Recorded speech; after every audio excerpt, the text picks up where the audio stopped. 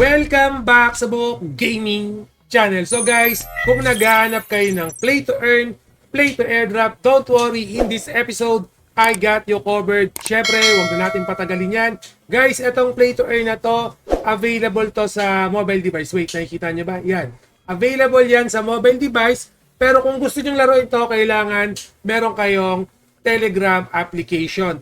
Play to airdrop tong games na to. Kung nakikita nyo pa, actually parang tower defense yung game.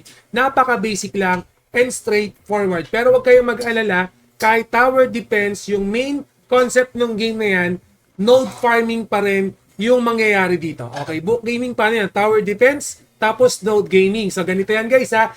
Unang-una sa lahat, kailangan palibelin nyo tong mga tower nyo. Basically, i-combine nyo lang itong mga characters na to. Itong mga characters na to, ito na mismo yung pinaka-tower nyo. For example, itong mga level 1 ko, i-merge nyo lang.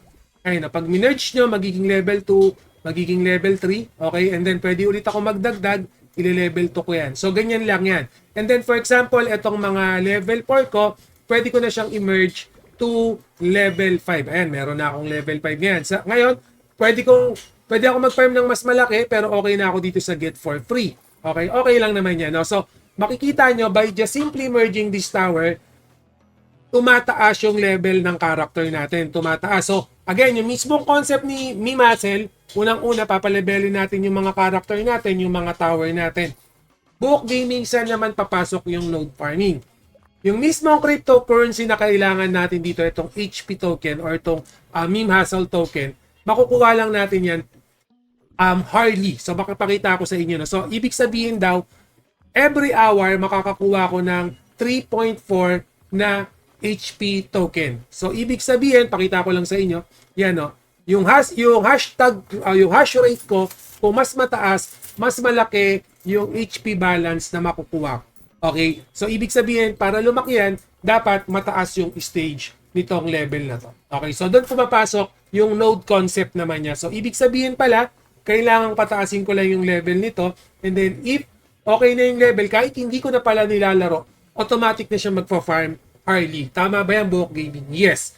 Once na naayos nyo na itong mga character nyo, yung mga tower nyo, kahit hindi nyo siya malaro within the day, basta tumatakbo yung hash power nyo, makakapag-farm kayo. Pero, like for example, ako, bago ko pa lang nilalaro, konti lang yung makukuha ko early. Nung kakawan ko pa nga lang. Okay, konti lang yung makukuha kong hash power dito. So, sa isang oras, 3.4 lang yung makukuha ko. Pero syempre, bagong level pa lang to. Pag napataas ko yung level ng mga character ko, yan, for example, i-merge natin. Tuloy yung pag-merge natin, tuloy yung pag-merge natin, tuloy yung pag-merge natin. Yan, meron na naman akong panibagong character. Basically, mas tumataas yung level nila. And before that, bago kayo magsimula guys, I highly encourage na ayusin nyo muna tong earn features niyan. Yung daily niyan, tsaka partners, gamitin nyo, kunin nyo lahat yan. For example, ito, claim ko na to. Yan, para tumaas yung level ng account nyo. Okay, maboost yung mga utility token nyo. Lahat, gamitin nyo, lahat, i-click nyo, okay, i-join nyo. Not necessarily na laruin nyo, basta importante, makuha nyo yung mga reward dito sa earn nila. Kasi, in the end of the day, yan yung magiging booster din nung character nyo. Okay, ayun yung magpapalakas nung character nyo. And then, click lang natin tong, bilhin muna tayo ng mga punuin ko lang. Kasi may boss na naman, no? Malakas tong boss na to, eh. Pero anyway, kasi hindi ko pa napapalevel tong mga character ko. Yan, palakasin lang natin yan. Malaki naman yung coins ko dyan. 286. Ano ba to lumilipad na duck na to? Mukhang meron siya. Additional power up, no? Bili daw tayo ng 6 egg. Yan, so click natin yan. Ayun, level 6 na kagad, no? Yan, pisa-pisain natin. Kasi 6 yung binili natin, so nagda-drop siya ng 6 na itlog. And almost mapapatay ko na yung boss, no? Sa next na balik niyan, talo ko na yan. Matitigok na natin yung boss na yan. Guys, again, yung link ni Muscle, ilalagay ko sa description later on. No? So, again, hopefully napaliwanag ko na tower defense siya, pero yes, node farming pa rin yung pinaka-concept nung game na to. Okay, node farming pa rin yung pinaka-concept nung game na yan. So, pisain lang natin itong mga itlog natin. Yan, mas pinalakas na natin yung character natin. Open na natin to. So, ito yung level 1, no. Nakita ko kanina kung paano baguhin tong mga to. Paano ko mabinago to kanina? Ito pala. So, gusto ko lang bilhin muna tong isang level 1. Ay, no more space na pala ako. Goodbye natin. Sabilin lang natin. Para may partner yung level 1 ko. Papaangat lang natin. Isain ko muna. Yan. Kasi matataas na yung level ng character ko. Ano ba yan? Masyado na ako na-addict. Dapat nagsasalita ako pero ini-enjoy ko muna. Okay, anyway.